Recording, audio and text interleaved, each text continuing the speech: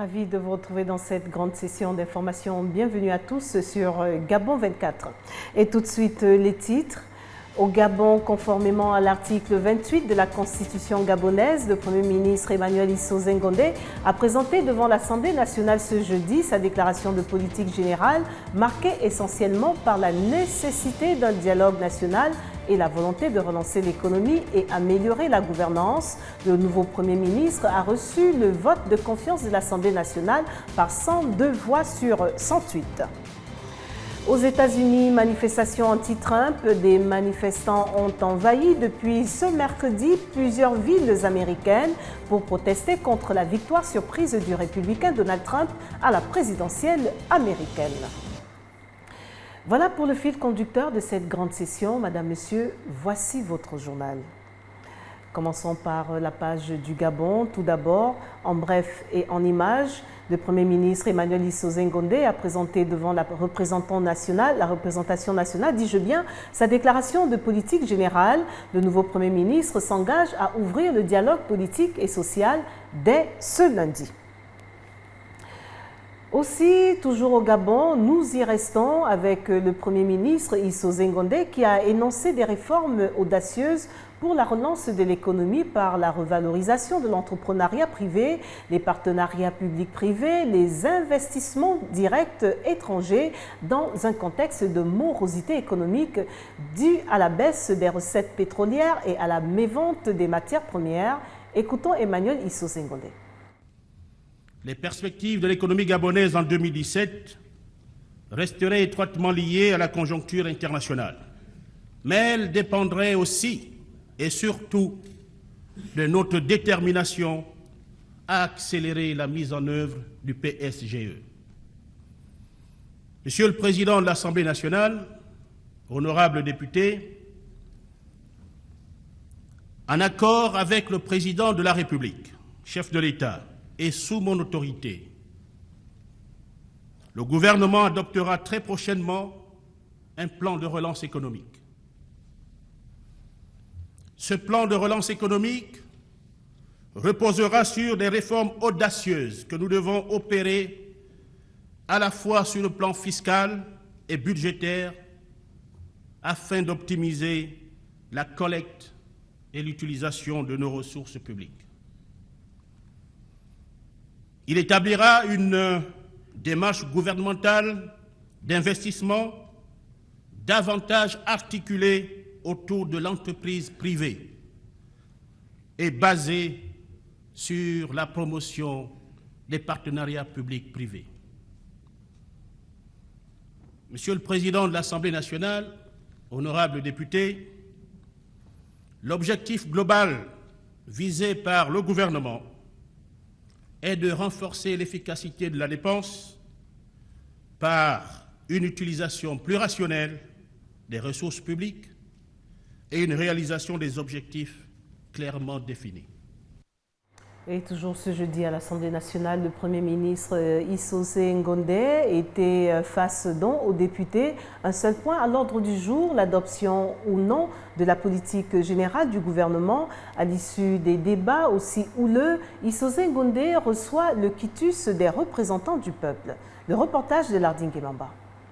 Après ce vote de confiance, je voudrais, au nom des membres du gouvernement et à mon nom propre, exprimer toute notre reconnaissance. C'est à ce terme que s'exprimait le Premier ministre Emmanuel Issozé Ngondé ce jeudi au Palais Liyomba à Libreville, à l'issue du vote sur la politique générale du gouvernement. Sur les 108 députés votants, 102 ont voté pour, 4 contre, 1 abstention et 1 bulletin nul. Insatisfait pour le président du groupe parlementaire du Parti démocratique gabonais à l'Assemblée nationale. C'est une victoire écrasante et ça signifie que les députés ont compris le message et ont compris la mission et partagent les responsabilités de l'échec ou du succès de cette tâche immense qui a été confiée au nouveau Premier ministre. Au terme de cette présentation de son discours de politique générale, les députés de tous bords, sans complaisance aucune, l'ont interrogé sur les préoccupations qui étaient les leurs. Et le vote qui s'est achevé a donc été, je dirais, la concrétisation de ces explications qui ont été d'une clarté et d'une limpidité édifiante pour l'ensemble des députés. Avec ce vote, Emmanuel Essoze Ngondé et son gouvernement viennent de recevoir l'aval des représentants du peuple qui, à l'issue de ce vote, affichent leur adhésion à la politique prônée par le chef de l'État Ali Bongo Ondimba. Pendant ce temps, à Marrakech, au Maroc, après 3 jours d'échanges entre experts des pays signataires de la Convention de Paris, la délégation gabonaise fait un bilan à mi-parcours de l'avancement de ces négociations sur des questions essentielles relatives à la mise en œuvre de l'accord de Paris. Le point avec nos envoyés spéciaux sur place, Lariska Lormamengi et Bertin Osaga. L'adaptation, le transfert des technologies, le financement, la transparence, l'approche genre, autant de points débattus dans les négociations depuis l'ouverture officielle de la COP22 à Marrakech. La délégation gabonaise, fortement représentée, fait le point sur les avancées de ces négociations dans le cadre de la mise en œuvre de l'accord de Paris. Les négociations climat, c'est quelque chose de très technique. C'est la première fois que le Gabon a une équipe aussi grande. Donc on est capable de suivre presque tous les volets les plus importants. Il a été également question de préparer les sessions ministérielles ainsi que la participation du chef de l'État. C'est un peu comme négocier des contrats. On est en train de discuter entre les pays développés et les pays en voie de développement sur, par exemple, pour l'agriculture, comment est-ce que l'agriculture va s'adapter au changement climatique? Donc l'effet qu'il y a les sécheresses, l'effet que ça devient plus chaud. Comment est-ce qu'on va s'adapter? Qui va payer pour toute cette adaptation? Et est-ce qu'en s'adaptant, on peut en même temps contribuer à la diminution des émissions de gaz? Nous, on demande aux pays développés de payer, donc on doit négocier combien de l'argent ils vont mettre et sur quelles conditionnalités. Eux, ils veulent nous pousser à réduire nos émissions parce que les pays en voie de développement, maintenant, avec la Chine, le Brésil, l'Afrique du Sud, on émet plus de CO2 que tous les pays développés. Mettre sur papier des articles qui décrivent ce qu'on va faire ensemble et quelle est l'obligation et le rôle de chacun d'entre nous. Compte tenu de son implication sur des questions climatiques et environnementales, Ali Bongo Ondimba, pour sa part, est très attendu ici à Marrakech afin de partager avec ses pairs l'expérience gabonaise qui continue à faire école au-delà de la sous-région. Sport en bonne place dans la suite de cette session d'information. Tout d'abord, au Gabon, dans les établissements scolaires, le sport se pratique depuis le primaire, une activité bénéfique dont les apports sont multiples dans l'évolution de l'enfant. Les explications dans ce reportage de Miranda Ngué et Jospin Bombadianga. Au Gabon, ils sont de plus en plus nombreux à pratiquer une discipline sportive et de plus en plus tôt, faire de l'exercice physique est devenu un véritable phénomène de société chez l'enfant. Ils s'y adonnent à cœur joie. Le programme instauré dans le système éducatif gabonais y est pour quelque chose. Nous le faisons plus tôt parce que ça rend en compte par les objectifs que l'enseignant doit atteindre en fin d'année scolaire. Nous ne devons pas dissocier l'EPS aux autres matières. Mais une fois ces enfants sont dans la cour, là je vous dis, ils sont difficiles à gérer. Non seulement ils sont contents, ils sont motivés, ils veulent faire ça. Ce sera à la fin où il y aura les graissements dedans, ils ne voudront plus retourner en classe. Rotation des épaules et des bras, élévation des bras et des genoux, ce sont là les quelques mouvements que font ces enfants qui comprennent déjà tôt les bienfaits d'une telle activité physique. C'est bien amusé. Avec celle qui nous fait les cours, elle est gentille, elle est bien. C'est trop bien. On s'amuse, on court partout, dans toute l'école. On dit de stopper, on s'arrête. On bouge les bras, on fait le parcours du terrain. Ça m'apporte d'être en pleine forme. Je fais le sport pour être en bonne santé. Parmi ces enfants, il y a peut-être de futurs internationaux qui représenteront le Gabon aux Jeux Olympiques et deviendront des champions. Et nous ouvrons à présent la page Afrique. Tout d'abord, après la victoire surprise de Donald Trump aux États-Unis, beaucoup se demandent à quoi va ressembler le mandat du milliardaire. Parmi les nombreuses déclarations de sa campagne, Donald Trump a marqué les esprits avec ses propos sur l'immigration. Par conséquent, aujourd'hui, dans plusieurs pays africains, on se demande s'il s'agissait des provocations ou tout simplement de véritables engagements. Les détails avec Katia Sandon. Donald Trump, lors de sa campagne, a multiplié les messages chocs sur l'immigration. Mais celui qui a le plus marqué les esprits, c'est le projet d'interdire temporellement l'entrée du pays aux musulmans. Plus tard, il a appelé de fermer la frontière aux sortissants des pays considérés comme dangereux, c'est-à-dire ceux dans lesquels se trouvent des djihadistes. Suite à ces propos, certains Africains sont optimistes et persuadés qu'en fait, Donald Trump n'appliquera pas vraiment cette mesure. Il sera important de les mettre en œuvre parce que ce serait un acte de mépris à la valeur humaine. Je vois mal un président des États-Unis appliquer cette promesse électorale selon un citoyen malien. Or, d'autres souhaitent partir aux États-Unis, mais ne savent pas comment s'y prendre. C'est le cas de Bachir, 32 ans, au chômage depuis la fin de ses études. « Je ne peux pas laisser tout tomber comme ça », dit-il. Il faut que j'arrive à partir. Partir même si Donald Trump a promis de supprimer les visas pour les migrants diplômés. Une mesure parmi d'autres, le nouveau président américain s'est également engagé à revenir sur le droit du sol, à expulser les 11 millions de personnes qui vivent aujourd'hui sans papier aux États-Unis et annuler les mesures prises par Barack Obama pour protéger les 700 000 immigrés arrivés enfants dans le pays.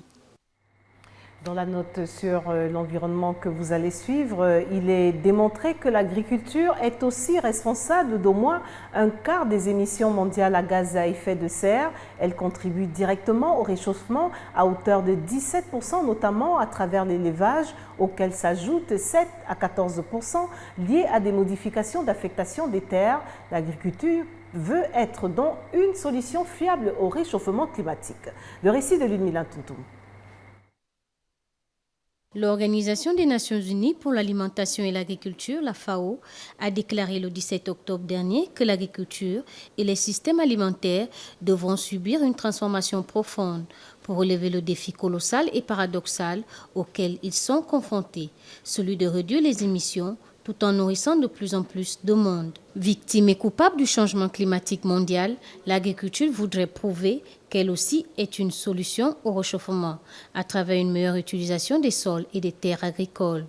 De 1,7 milliard d'habitants en 1970, la planète devrait passer à 1,7 milliard en 2050. Des scientifiques français soutenus par le gouvernement proposent un projet plus global baptisé 4 pour 1000 ou agroécologique, selon eux, en utilisant un peu plus chaque année les prairies et les champs comme pompe à carbone et en utilisant différemment, on pourrait stocker 0,4%, soit 4 pour 1000 de carbone de plus par an dans les sols et stopper l'augmentation de la concentration de CO2 dans l'atmosphère. Cette question de l'utilisation des terres agricoles a pris une place centrale dans les négociations sur le climat qui ont repris à Marrakech cette semaine sous l'égide de l'ONU pour la première fois depuis la signature de l'accord de Paris en décembre dernier.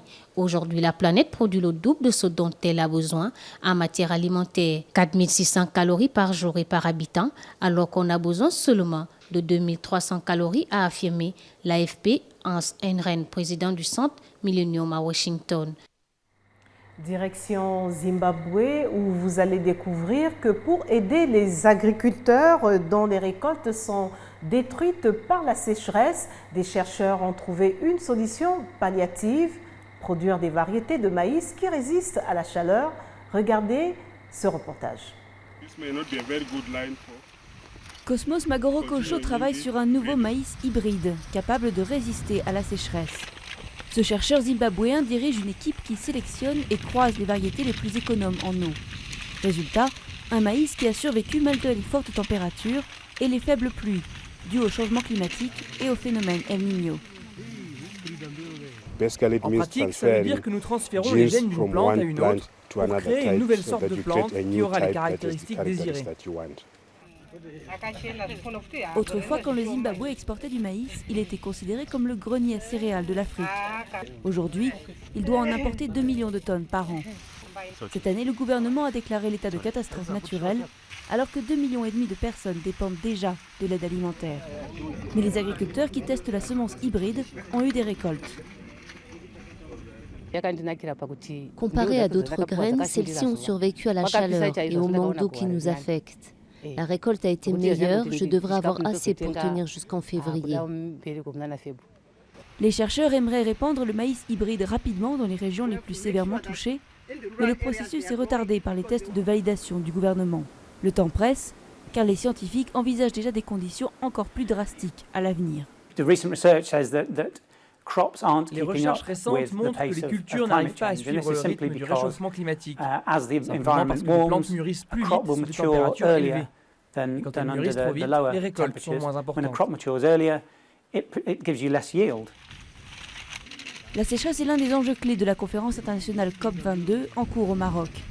Sur le terrain, des solutions comme ce maïs redonnent de l'espoir aux agriculteurs et aux populations qui peinent à survivre.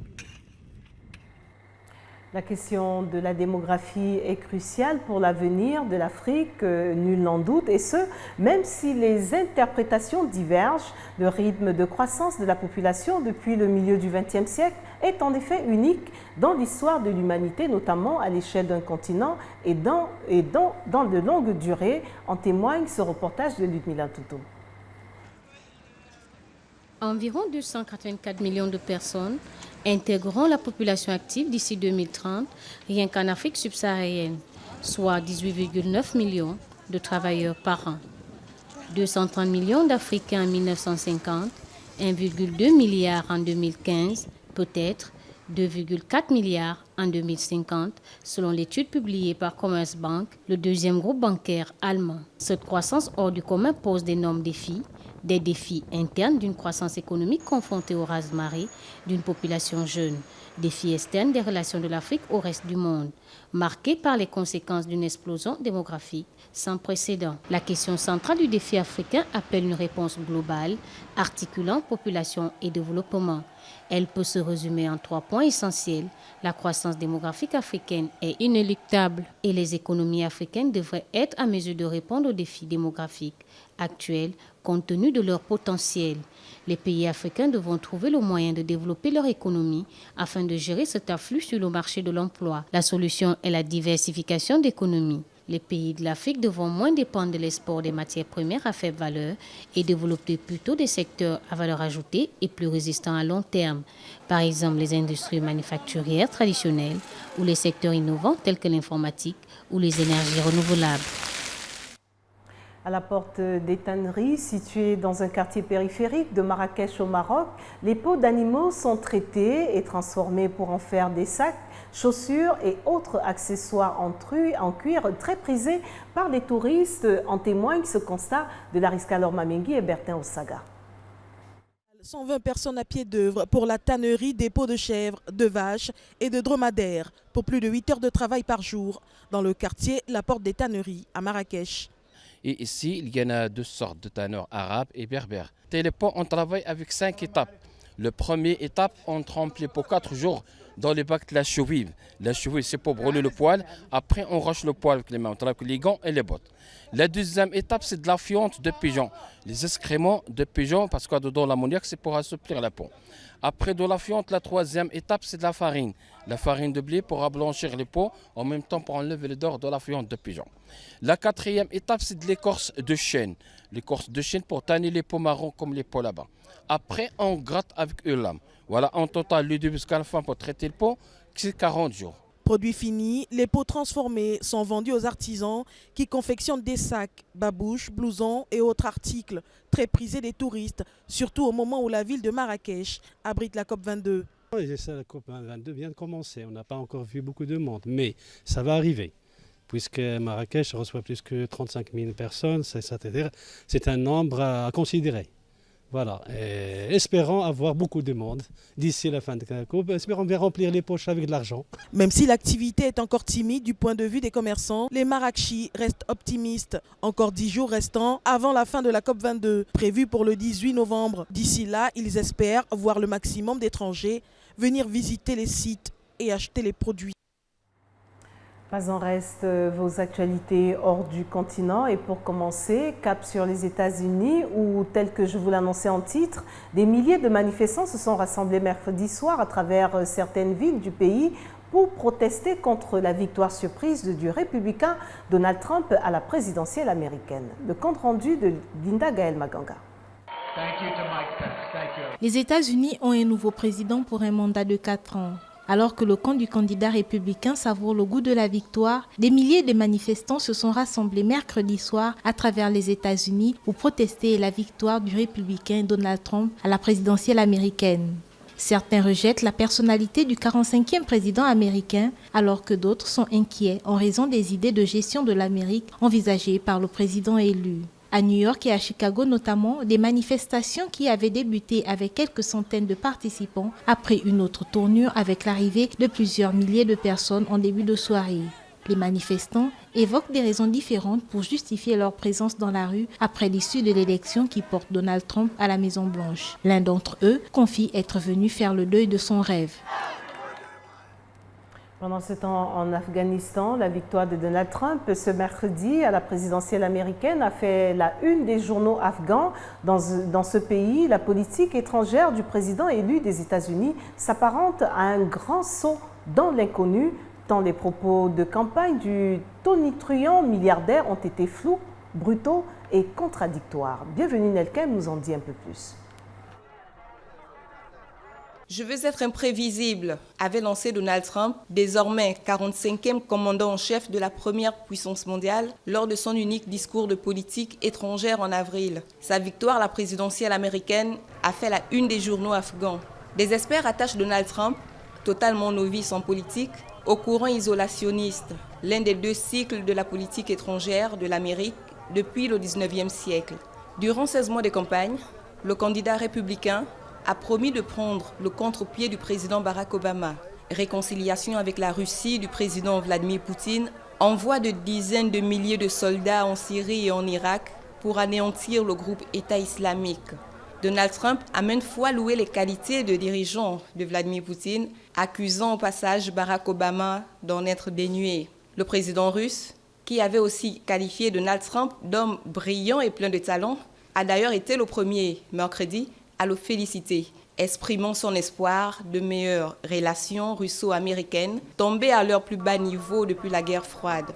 Pour celui qui sera investi le 20 janvier 2017 pour entrer à la Maison-Blanche, le réchauffement climatique n'est qu'un canular et il a même évoqué l'annulation de l'accord de Paris. Et au nom du protectionnisme, il a pris pour cible l'accord de libre-échange entre les États-Unis, le Mexique et le Canada.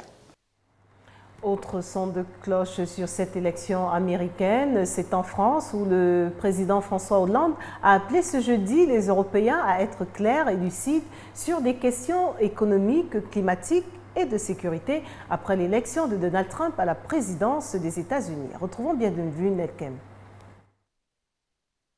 La victoire de Donald Trump a plongé la planète dans la stupéfaction et l'inquiétude. Son élection à la présidence des États-Unis oblige les Européens à être clairs et lucides et capables de relever les défis qui les concernent, a déclaré le président de la République française, François Hollande, ce jeudi à l'Élysée, aux côtés du Premier ministre danois, Lars Løkke Rasmussen, avec lequel il venait de s'entretenir. Il est très important que les Européens, dans ce contexte nouveau, soient clairs sur leur volonté d'agir ensemble. C'est ce que nous avions établi à Bratislava. Agir pour que nous ayons le contrôle de nos frontières extérieures. Nous-mêmes, c'est notre responsabilité. Faire en sorte de lutter contre le terrorisme, à l'intérieur, à l'extérieur. De porter une politique de défense. D'avoir aussi une volonté de croissance, de prospérité, d'emploi, et de préparer les industries du futur. De son côté, le Premier ministre danois s'est félicité qu'avec la France, les échanges montrent que sur de très nombreux sujets, ils sont côte à côte. Pour le chef de l'État français, après les intérêts européens, le deuxième défi est de savoir pourquoi les peuples, quand on les consulte, expriment davantage de colère et de peur que de confiance. Ouvrons la page des sports. Tout d'abord, au Gabon, le ministre de la Jeunesse et des Sports rassure une fois de plus sur l'organisation de la CAN 2017. Les aires de jeu sont disponibles et les stades en attente de livraison sont quasiment terminés. Le docteur Nicolas Sellé l'a fait savoir ce jeudi dans un entretien accordé à la matinale de Gabon 24. Linda Gaël Maganga s'en fait l'écho. La Coupe d'Afrique des Nations 2017 se jouera au Gabon sur les stades qui répondent aux critères de la Confédération africaine de football CAF et du COCAN. Je ne pense pas qu'on devrait être dubitatif parce que, vous savez, nous avons mis en place un haut commissariat, le COCAN, qui par le passé nous a fait une très bonne organisation. Donc il n'y a pas de raison que pour cette manifestation, cette année, ça ne marche pas. Donc je pense que les Gabonais devraient être confiants. Il n'y a pas de raison de continuer à nourrir le doute sur l'organisation de la CAN 2017 au Gabon. À moins d'un trimestre du début de la compétition, l'heure est aux préparatifs de l'équipe nationale et de l'organisation de l'accueil des délégations sportives qui feront le déplacement pour le Gabon. Nous n'avons que 2 stades qu'il faut attendre la réception. Celui de Franceville, il est prêt, celui de Libreville de l'Amitié, il est prêt. Oui. Donc il n'y a qu'Oriem et Port-Gentil que nous attendons. Le gouvernement gabonais a décidé d'éliminer le stade Omnisport dans la liste des espaces de jeu au programme de cette compétition. La CAN 2017 se jouera sur les stades d'Oyem, Franceville, Port-Gentil et au stade Sino-Gabonais dans la commune d'Akanda. Bonne nouvelle pour les clubs et les sélections nationales du continent. Dans un courrier en date du 8 novembre, la Confédération africaine de football, le CAF, annonce l'augmentation des dotations de ces compétitions à partir de la CAN 2017 prévue au Gabon. Le point dans ce reportage. La CAN 2017 qui aura lieu au Gabon du 14 janvier au 5 février marque le début d'une nouvelle ère en matière de dotation des compétitions de la Confédération africaine de football. Dans une publication de l'instance sportive parue le 8 novembre dernier, la CAF revoit à la hausse les dotations de ces compétitions. Jusqu'à maintenant, le vainqueur de la CAN obtenait 1 500 000 $ en guise de récompense. Désormais, une augmentation de 166% s'impose, soit 4 millions de $. C'est une décision prise par le comité exécutif de la CAF lors de sa réunion du 27 septembre dernier. En outre, les finalistes gagneront 2 millions de $ contre 1 million actuellement. Les demi-finalistes, 1 500 000 $ contre 750 000 actuellement. Les quarts de finalistes, 800 000 $ contre 600 000. Les troisièmes de poule, 575 000 contre 500 000. Et les derniers de groupe, 475 000 contre 400 000 actuellement. En Ligue des Champions, le vainqueur gagnera 2 500 000 $ contre 1 500 000. Et le finaliste, 1 250 000 contre 1 million. Cette augmentation concernant toutes les compétitions de la CAF ont été rendues possibles grâce aux nouvelles négociations de la CAF pour ses droits TV et marketing pour la période 2017-2020. Cap sur Port-Gentil, la capitale économique du Gabon, où le gouverneur de l'Ogooué-Maritime, fraîchement installé, entame un programme de descente sur le terrain afin d'avoir un œil sur les ouvrages engageant l'État gabonais. Patrice Ontina était ainsi et le premier lieu sur le chantier du nouveau stade de Port-Gentil. Le compte-rendu de notre correspondant à Port-Gentil, Igor Onanga. Quelques jours à peine après son installation officielle, Patrice Ontina, le gouverneur de l'Ogooué-Maritime, entame un programme de descente sur le terrain qui le permettra entre autres de se mettre au diapason de tout ce qui s'est fait, se fait et reste à faire. S'intéressant principalement aux ouvrages engageant l'État gabonais et accompagné du premier adjoint au maire de Port-Gentil, du préfet et de la présidente du conseil départemental de Bendjé, le stade de Ntchenguès Lotissement des Trois Dorades constituera la première étape de cette exigence administrative. Il était tout à fait normal qu'au lendemain de ma prise de fonction, que je vienne m'enquérir de l'état d'avancement des travaux. Le sentiment que je peux exprimer à ce stade, c'est de dire que je suis satisfait parce que ceux qui sont chargés justement de réaliser ces travaux viennent de nous donner toutes les explications techniques, confirmant qu'ils ont déjà atteint un taux de réalisation de près de 85%. Nul besoin de rappeler l'urgence emmenée par la Coupe d'Afrique des Nations Total Gabon 2017.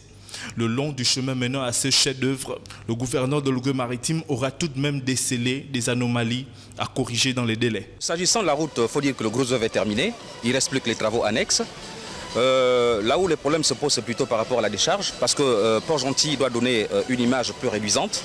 Tout sera mis en œuvre et je dis bien tout le mois de novembre. Nous serons régulièrement sur le terrain. Les installations anarchiques le long de cette voie seront également combattues, et ce avec la bénédiction de la mairie de Port-Gentil. Toute chose qui marque un engagement certain pour que tout se passe sans embûches majeures. Des descentes fréquentes et inopinées sur le terrain permettront de maintenir cette cadence. Assemblée générale de l'Olympique de Mandji, il était question ici de faire le bilan moral et financier de la saison dernière, mais surtout d'élire un nouveau bureau à la tête de l'Olympique de Mandji. Nous parlons là de football et d'un des clubs de foot que compte la capitale économique Port-Gentil au championnat de première division gabonaise. Retrouvons notre correspondant Igor Onanga. Le strict respect des statuts du club, mais également les dispositions réglementaires de la FEGAFOOT ont servi de leitmotiv à la tenue de cette assemblée générale ordinaire de l'un des 3 clubs de football de première division que compte la capitale économique gabonaise. Les responsables de l'Olympique de Mandji ont ainsi pu jouir à ces assises de la présence du représentant de la LINAF et du SG de la Ligue de football de Logué-Maritime, des joueurs et de la presse locale. Pour le président de cette équipe, le rang de 11e du championnat n'est pas une si mauvaise chose en soi. Même s'il y a quelques points de déception au cours de la saison qui vient de s'achever, mais en gros, nous sommes satisfaits de ce qui a été fait. Nous avons été maintenus en première division étant 11e du championnat. Voilà, donc c'était une satisfaction pour une première participation. Et donc, le bilan moral et financier ont été approuvés parce qu'on a pu faire tout ce qu'on a pu avec nos moyens. De la déclinaison officielle du directoire de l'Olympique Mandji pour la saison 2016-2017 à l'approbation du bilan administratif et financier de l'échéance écoulée en passant par des divers, la tenue de cet AG ordinaire n'aura souffert d'aucun bémol. Une mise au point qui se fait à moins de 2 semaines de la reprise du championnat national. Le rappel des titres avant de refermer votre grande session d'information. Au Gabon, conformément à l'article 28 de la Constitution gabonaise, le Premier ministre Emmanuel Issosé-Ngondé a présenté devant l'Assemblée nationale ce jeudi sa déclaration de politique générale marquée essentiellement par la nécessité d'un dialogue national et la volonté de relancer l'économie et améliorer la gouvernance. Le nouveau Premier ministre a reçu le vote de confiance de l'Assemblée nationale par 102 voix contre 118. Et puis, nous étions aux États-Unis pour le pays qui a connu mercredi soir de nouveaux mouvements anti-Trump. Les manifestants ont envahi plusieurs villes américaines pour protester contre la victoire surprise de Donald Trump à la présidentielle américaine. Voilà, Madame, Monsieur, tout ce qui a retenu notre attention pour cette grande session d'information. Au nom de toute l'équipe, merci de nous rester fidèles. L'information continue sur Gabon 24, mais en attendant, n'oubliez surtout pas que quoi qu'il arrive entre-temps, gardez le sourire. Au revoir.